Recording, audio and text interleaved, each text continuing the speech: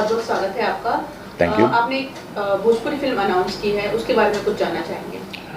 हाँ, एक फिल्म हमने अनाउंस की है जिसका नाम है लावारिस बाप। और ये फिल्म में दिनेश लाल यादव जी और आम्रपाली जी साइंड है और ओमजा की म्यूज़िक रहेगी और देव पांडे जी इसको डायरेक्ट कर रहे हैं। इसका कहानी भी देव पांडे जी का ही है। ये भी एक पारिवारिक फिल्म है अगेन, क्योंकि हमारा सिनेमा इस तरह का ही होता है। तो बहुत ही एक फैमिली से एक इमोशनल जुड़ा हुआ कहानी है। तो ये भी मेरे ख्याल से जल्द मे बी अप्रैल या मई में भी टेक ऑफ होगा इसका शूटिंग। और सारे बाकी का काम हम कर चुके हैं, स्क्रिप्ट से लेके म्यूज़िक से लेके सारे चीज़ तैयार रेडी है। कहाँ शूट की जाएगी, फिल्म के लोकेशंस क्या होंगे? ये फिल्म का लोकेशन तो आजमगढ़ में होगा, क्योंकि दिनेश जी वहीं पे है और काम भी वहीं पे आसानी से निकाल सकते हैं हम लोग।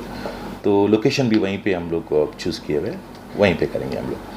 यारी साहब, मैंने बच्चों के बारे में सुना था कि बच्चे लावारिस होते हैं, बाप लावारिस होता है, आज पहली बार मुझे पता चला।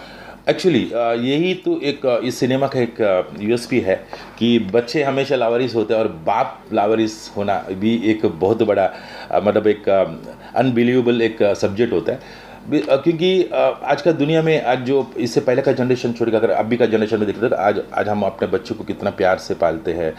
ज़्यादा बच्चे भी नहीं चाहिए होते, हमको एक ही चाहिए होता है या दो चाहिए होता है, क्योंकि इसलिए भी कि हम लोग उसको मतलब अच्छे से परवरिश करें, उसको एजुकेशन दे, सब कुछ दे। बट इस दुनिया में भी ऐसा हो जाता है कि आप इतना सब कुछ करने के बाद भी बच्चे अपना अपना देखना शुरू होता है, बच्चे अपना अपना रास्ते निकल जाते हैं। फिर बाप भी मतलब बाप का बच्चा को जो जितना भी होता है उसको भी छीनने के चक्कर में रहता है। तो एंड ऑफ द डे बाप को कहीं ना कहीं जाके बाप ही होता है, सेक्रीफाइस तो करना ही है उनको। तो बस उसी का नाम लावारिस बाप है, जो एंड में जब कोई कुछ नहीं होता है। निरहुआ में आपको लावारिस बाप क्यों और कैसे नजर आया? वो इसलिए भी कि जहाँ तक मैं देख रहा हूँ कि अभी जो मैं जो कास्टिंग कर रहा हूँ वो हिसाब से मुझे दिनेश जी से बेटर इसको कोई नहीं लगा, क्योंकि दिनेश जी में जो इमोशनल का जो बातें हैं, जो बाप का जो किरदार है, हमने उनसे मिला के देखा तो हमें सबसे बेहतरीन वही लगे। बहुत सारे एक्टर्स, टैलेंटेड एक्टर्स हैं भोजपुरी सिनेमा में, starting from mister Kunal Singh से लेकर ब्रजेश त्रिपाठी तक बहुत लीजेंड एक्टर्स हैं। निरहुआ में आपको बाप इसलिए भी नजर आया क्योंकि दिनेश आपका दोस्त है इसलिए? नहीं, दोस्त तो है ही है, चलो ये तो क्योंकि जब से वो आया तब से दोस्ती है। बट इस चीज़ में लेने का और भी एक रीज़न क्या है कि इसमें डबल रोल है, बाप और बेटा दोनों है। तो मुझे कहीं ना कहीं लगा दिनेश जी बेटे में भी परफेक्ट लगेंगे और बाप में तो वंडरफुल लगेंगे। मुझे ऐसे इस यही वजह था, उसको डबल रोल था, इसलिए दिनेश जी को लेने का फैसला किया हमने। सतीश जी, क्या ये पहली भोजपुरी फिल्म होगी जिसका निर्माण जो है प्रोड्यूस जिसे ऑडियो लाइव कर रहा है? यस, भोजपुरी में इससे पहले जॉइंट वेंचर में काफ़ी सिनेमा रहे, लेकिन इंडिपेंडेंटली ये पहली पिक्चर होगी। यस। और कोई प्रोजेक्ट्स इसके अलावा भोजपुरी में? इसके अलावा मैडम बस इसका शूटिंग शुरू होते होते 2 प्रोजेक्ट और प्लान चल रहा है, तो मे बी अभी तक उसका कंफर्मेशंस नहीं है, but will do. I have a different question. या 700 प्लस मूवीज आपके यहाँ पे एडिट हुई है भोजपुरी में? जी। या इवन इससे भी बड़ा नंबर होगा शायद? मेरे ख्याल से इससे भी कहीं ज़्यादा है, बहुत ज़्यादा है। 700 अपने आप में बहुत बड़ा नंबर है जी। लेकिन एक फिल्म आपके यहाँ पे पूरा पोस्ट प्रोडक्शन होता है, फिल्म बनती है आपके यहाँ पे पिछले बहुत सालों से, दशकों से जी, लेकिन एक भोजपुरी फिल्म बनाना है, ये डिसाइड करने में आपको इतने साल क्यों लग गए? मुझे इतना साल नहीं लगे एक्चुअली। इनफैक्ट इनिशियली मैं 2-3 बार सोचा भी था, तो लेकिन बाद में मैं अदर लैंग्वेजेस में बिजी था। बट इस बार मुझे पता नहीं, ऐसा लगा कि नहीं, भोजपुरी में भी शुरुआत करना चाहिए, क्योंकि इतने सारे सिनेमा करने के बाद मैं खुद इंस्पायर हो गया हूँ। तो मुझे लगा नहीं, कर लेना चाहिए और अभी लगातार चलता रहेगा ये, मतलब एक के बाद एक चलता रहेगा। एक शुरू होते ही उसके बाद में डेफिनेटली हम लोग आगे कंटिन्यू करेंगे। और जहाँ तक भोजपुरी से अगर बात भी है, दूसरा भी ये है कि क्यों इंस्पायर हुआ, क्योंकि मैं इनिशियली 1989 से भोजपुरी सिनेमा से जुड़ा हूँ। पतो बिटिया से लेके हे तुलसी मैया से लेके सौसरा बड़ा पैसा वाले से लेके ये सारे पिक्चर हमने पोस्ट किया है। तो क्योंकि और दूसरे जितने भी सिंगर्स हैं, I was in T Series also for 21 years as a sound recordist, chief sound recordist. I was looking at the film post also. So in that case क्या होता है कि सबसे मिलना जुलना, वो ये भोजपुरी का कल्चर ही थोड़ा बॉडी में आ चुका था।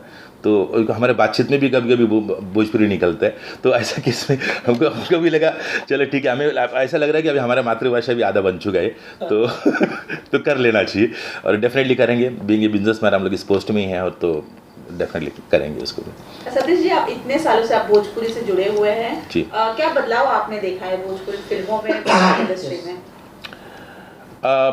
मैंने बदलाव तो बहुत ज़्यादा नहीं देख पाया, लेकिन ऑडियंस बहुत बढ़ गए हैं, क्योंकि आज मैं देख रहा हूँ कि सिनेमा का जो डिमांड बढ़ते जा रहा है।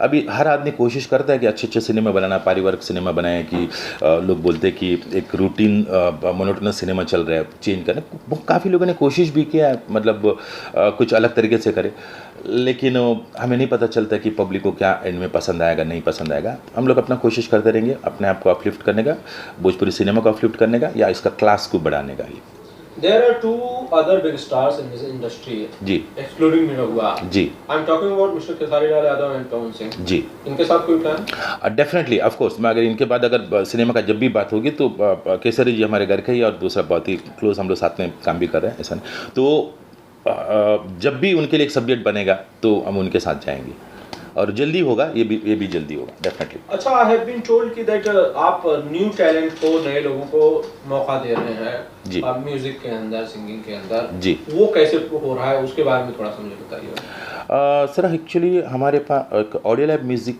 का हमारे एक डिजिटल डिस्ट्रीब्यूशंस का, म्यूज़िक डिस्ट्रीब्यूशंस का कंपनी है, जिसके थ्रू हम लोग म्यूज़िक डिस्ट्रीब्यूशन करते हैं।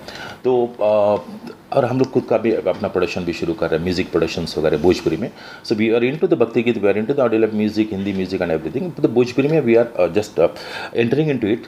सो डेफिनेटली हमारे प्यार से सबको हमने बोल रखा है कि जितने भी न्यू टैलेंट्स हो तो they are always welcome, and will work together, will grow together. कैसे आप तक पहुंचे कोई?